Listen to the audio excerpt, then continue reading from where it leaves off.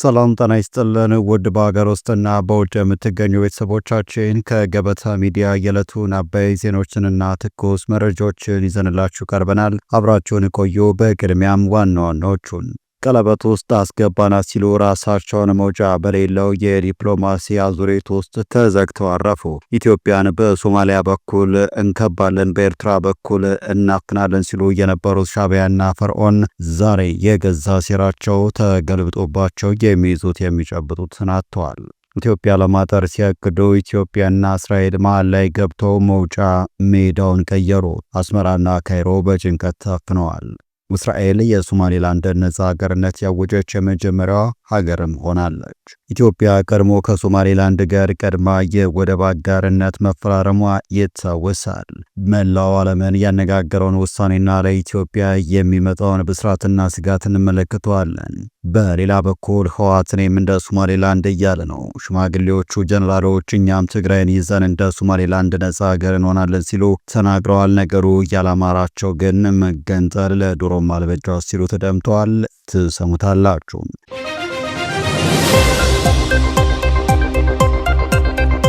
ቻናሉን ሰብስክራይብ፣ ቪዲዮ ላይክ በማድረግ እስከ ፍጻሜው አብራችሁን ልትቆዩም በአክብሮት እንጠይቃለን። ወደ ቀዳሚ ጉዳያችን ስናልፍ ቀለበት ውስጥ አስገባናት ሲሉ ራሳቸውን መውጫ በሌለው የዲፕሎማሲ አዙሪት ውስጥ ተዘግተው አረፉ። ኢትዮጵያን በሶማሊያ በኩል እንከባለን፣ በኤርትራ በኩል እናፍናለን ሲሉ የነበሩ ሻዕቢያና ፈርዖን ዛሬ የገዛ ሴራቸው ተገልብጦባቸው የሚይዙት የሚጨብጡትን አጥተዋል። ኢትዮጵያን ለማጠር ሲያቅዱ ኢትዮጵያና እስራኤል መሃል ገብተው መጫወቻ ሜዳውን ቀይረውታል። አስመራና ካይሮ በጭንቀት ተፍነዋል። የእስራኤል ጠቅላይ ሚኒስትር ቤንያሚን ኔታንያሁ ሀገራቸው የሶማሌላንድ ሪፐብሊክን እንደ ነጻና ሉዓላዊት ሀገር በይፋ መቀበሏን አስታውቀዋል። ይህም በአፍሪካ ቀንድ ውስጥ ትልቅ ዲፕሎማሲያዊ ለውጥ መሆኑም ተነግሯል። ኔታንያሁ ዛሬ በሰጡት መግለጫ እንዳስታወቁት እውቅና የተረጋገጠው ከእስራኤል የውጭ ጉዳይ ሚኒስትር ጌዲዮን ሳርና ከሶማሌላንድ ፕሬዝዳንት አብዱራህማን መሐመድ አብዱላሂ ጋር በጋራ በተፈረመ የሁለትዮሽ ስምምነት አማካኝነት ነው። ጠቅላይ ሚኒስትሩ በመግለጫቸው ቀደም ሲል በአሜሪካው ፕሬዝዳንት ዶናልድ ትራምፕ አነሳሽነት የተፈረመውን የአብርሃም ስምምነት መንፈስን የተከተለ መሆኑንም ገልጸዋል።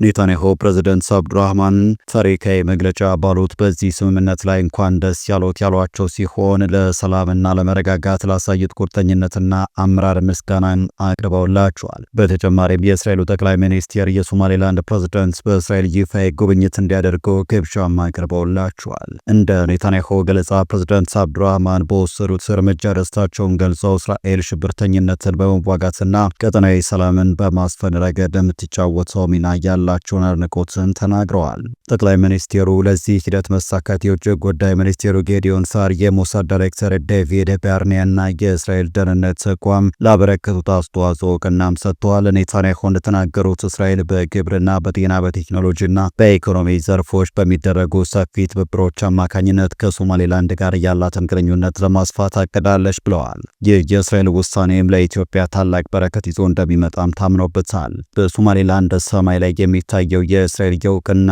ርችት የኢሳያስ አፈወርቂንና አብዱል ፈታህ አልሲሲን የደም ግፊት ጣራ ያስነካም ክስተት ሆኗል። እንደ ወያኔ ያሉ ደግሞ የውስጥ ባንዳዎች ጌቶቻችን ኢትዮጵያን ከበቧት ብለው ሲያሟረቱ ቢቆዩም ዛሬ ጌቶቻቸው ራሳቸው መከላከል የማይችሉበት አጣብቂኝ ውስጥም ገብተዋል። አሳዳጅ ነን ሲሉ ተሳዳጅ፣ ከባቢ ነን ሲሉ ተከባቢ ሆነው ኢትዮጵያን ግን የውጭና የውስጥ ባንዳዎችን ቀንዶቹን እየነቀለች በቀይ ባህር ላይ የድል ባንዲራዋን ለመውለብለብ ከጫፍ ደርሳለች። በሌላ በኩል የሶማሊያ፣ የግብፅ፣ የቱርክና የጅቡቲ የውጭ ጉዳይ ሚኒስቴሮች እስራኤል ለሶማሌላንድ የሰጠችውን የአገርነት እውቅና በይፋም አውግዘዋል። የአራቱ ሀገራት የውጭ ጉዳይ ሚኒስቴሮች እስራኤል ለሶማሌላንድ የሰጠችውን እውቅና ሙሉ በሙሉ እንደሚቃወሙና እንደሚያወግዙ አረጋግጠዋል። በተጨማሪም ለሶማሊያ ግዛታዊ አንድነትና ሉዓላዊ ታማኝነት ያላቸው ሙሉ ድጋፍ አጽንኦትን ሰጥተዋል። ይህ የተነገረው የግብፅ የውጭ ጉዳይ ሚኒስቴር ከሶማሊያ ከቱርክና ከጅቡቲ አቻዎቻቸው ጋር በስልክ ከተወያዩ በኋላ የግብፅ የውጭ ጉዳይ ሚኒስቴር ባወጣው መግለጫ መሆኑን ዘ ጀሩሳሌም ፖስት በዘገባው አመላክቷል። ይህ የተገለጸው የእስራኤል ጠቅላይ ሚኒስትር ቤንያሚን ኔታንያሁ ሀገራቸው የሶማሌላንድ ሪፐብሊክን እንደ ነጻና ሉዓላዊት ሀገር በይፋ መቀበሏን መግለጻቸውን ተከትሎ ነው። ይህም በአፍሪካ ቀንድ ውስጥ ትልቅ ዲፕሎማሲ የዲፕሎማሲ ለውጥ መሆኑን ተገልጿል። ታዲያ ኔታንያሁ በወጡት መግለጫ እንዳስታወቁት እውቅናው የተረጋገጠው ከእስራኤል የውጭ ጉዳይ ሚኒስቴር ጌዲዮን ሳርና ከሶማሌላንድ ፕሬዝዳንት አብዱራህማን መሐመድ አብዱላሂ ጋር በጋራ በተፈረመ የሁለትዮሽ ስምምነት አማካኝነት ነው። ጠቅላይ ሚኒስትሩ በመግለጫቸው ቀደም ሲል በአሜሪካው ፕሬዝዳንት ዶናልድ ትራምፕ አነሳሽነት የተፈረመውን የአብርሃም ስምምነት መንፈስን የተከተለ መሆኑን ገልጸዋል። ኔታንያሁ ፕሬዝዳንት አብዱራህማንን ታሪካዊ መግለጫ ባሉት በዚህ ስምምነት ላይ እንኳን ደስ ያሉት ያሏቸው ሲሆን ለሰላምና ለመረጋጋት ላሳየት ቁርጠኝነትና አመራር ምስጋናም አቅርበውላቸዋል። በተጨማሪም የእስራኤሉ ጠቅላይ ሚኒስትር የሶማሌላንድ ፕሬዝዳንት በእስራኤል ይፋ ጉብኝት እንዲያደርጉ ግብዣም አቅርበውላቸዋል። ኔታንያሁ እንደተናገሩት እስራኤል በግብርና፣ በጤና፣ በቴክኖሎጂና በኢኮኖሚ ዘርፎች በሚደረጉ ሰፊ ትብብሮች አማካኝነት ከሶማሌላንድ ጋር ያላትን ግንኙነት ለማስፋት ማቀዷን የተነገረው። በሌላ በኩል ህወሓት እኔም እንደ ሶማሌላንድ እያለ ነው። ሽማግሌዎቹ ጀነራሎች እኛም ትግራይን ይዘን እንደ ሶማሌላንድ ነጻ ሀገር እንሆናለን ሲሉ ተናግረዋል። ነገሩ ያላማራቸው ግን መገንጠል ዶሮም አልበጃ ብለዋል። ጀነራል ክንፈ ዳኛው ከሳምንታት በፊት ትግራይ ነጻ አገር መሆን አለባት በማለት ተናግረው ነበረም። ጀነራሉን ጨምሮ ጥቂት የማይባሉ የትግራይ ኤሊቶች የትግራይን ሀገር መሆን ያቀነቅናሉ። በትናንትናው ዕለት ኔታንያሁ ታሪካዊ ያሉትን ውሳኔ በሶማሌላንድ ላይ መወሰናቸውን ተከትሎ በማህበራዊ ሚዲያ ላይ ያሉ የህወሓት አክቲቪስቶች ከሶማሌላንድ በመቀጠል ቀጣይ ተረኛ ትግራይ ናት በማለት እያሰራጩ መሆኑን የአንድ አፍታ ሚዲያ ለመታዘብ ችሏል።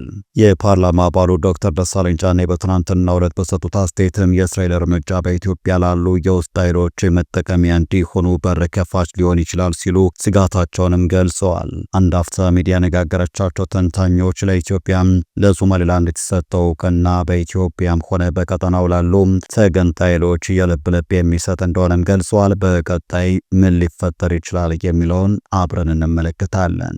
በቀጣይ መረጃችን የኢትዮጵያ ብሔራዊ ምርጫ ቦርድ በትግራይ ክልል ምርጫ ለማካሄድ የሚያስችል ምቹ ሁኔታ መኖሩን ለመወሰን ከክልሉ ጊዜ አስተዳደር ይፋ የጸጥታ ሁኔታ ግምገማ እየጠበቀ መሆኑን አስታወቀም። ምርጫ ቦርዶም ለአዲስ ስታንዳርድ እንዳስታወቀው የጊዜ አስተዳደሩ የምርጫ ወረዳዎችን በጸጥታ ሁኔታዎች ላይ በመመስረት በአረንጓዴ ቢጫና ቀይ ቀጠናዎች በሚል በመለየት ሪፖርት እንዲያቀርብ በይፋ ጠይቋል። ቦርዶ ይህ መረጃ ሳይደርሰው በትግራይ ክልል ምርጫ ስለማካሄድ ምንም አይነት ውሳኔ ላይ መድረስ እንደማይቻል ገልጿል።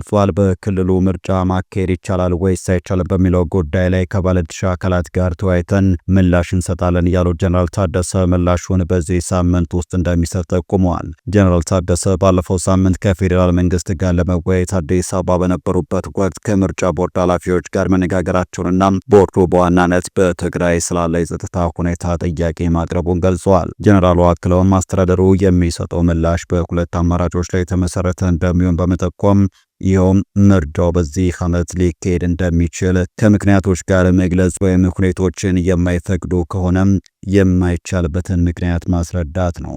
ጉዳዩ አናደርግም ብሎ የመቃወም ሳይሆን እንደ ነባራዊ ሁኔታ ይቻላል ወይስ አይቻልም የሚል ነው ሲሉም አስረድተዋል። ከጸጥታ ሁኔታ ባሻገር ምርጫ ለማካሄድ ማሟላት ያለባቸው መሰረታዊ መስፈርቶች የምርጫ ወረዳ ጽሕፈት ቤቶችና ጣቢያዎችን ማዘጋጀት፣ ለአካል ጉዳተኞች፣ ለሴቶችና አረጋውያን ምቹ ሁኔታ መፍጠርና የፖለቲካ ፓርቲዎችና የሲቪክ ማህበራት በነጻነት የሚንቀሳቀሱበት ምህዳር መኖር መሆናቸውን ዘርዝረዋል። በሌላ በኩል ተቃዋሚው ሳልሳይ ወያኔ ትግራይ ምርጫ እንዲካሄድ በመርህ ደረጃ ቢደግፍ አሁን ያለው ሁኔታ ግን ለምርጫ ምቹ እንዳልሆነ አስጠንቅቆ ለዚህም የዜጎች መፈናቀልን ያልፈቱ የአስተዳደር ወሰን ክርክሮችና በቂ ዝግጅት አለመኖሩን እንደ ምክንያትም ጠቅሰዋል።